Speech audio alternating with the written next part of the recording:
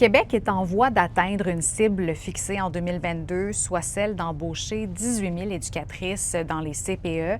Pour le moment, il y a 15 000 embauches qui ont été réalisées depuis 2022. Donc, techniquement, il resterait 3 400 embauches à réaliser pour atteindre l'objectif. Mais sur le terrain, on réalise que les problèmes sont loin d'être réglés pour autant. La pénurie de personnel est vécue plus difficilement par certaines régions, comme dans la capitale nationale et Chaudière-Appalaches.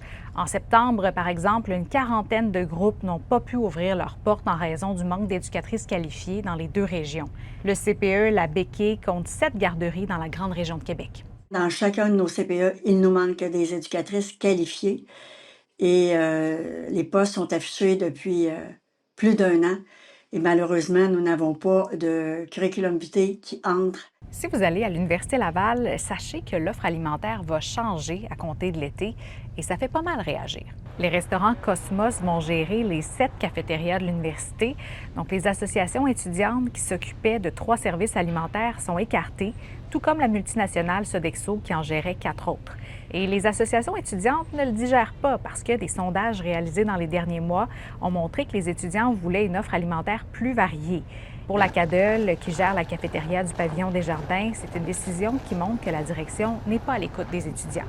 Les moyens de pression sont en préparation, donc à suivre. Et je vous parle en terminant de la situation un peu particulière de la petite municipalité de Saint-Cyril-de-L'Essard, parce qu'imaginez-vous que personne ne s'est présenté pour être maire. Saint-Cyril-de-L'Essard fait partie des 4 municipalités de Chaudière-Appalaches qui n'avaient pas de maire ou mairesse après l'élection municipale du 2 novembre. Alors, une deuxième période de mise en candidature a dû se tenir du 31 octobre au 14 novembre. Mais à quelques heures de la fin, personne ne s'est encore manifesté. Et donc, qu'est-ce qui se passe si personne ne se présente? Bien, le ministère des Affaires municipales devra intervenir et la ministre Geneviève Guilbeault pourrait devoir nommer quelqu'un pour occuper le poste.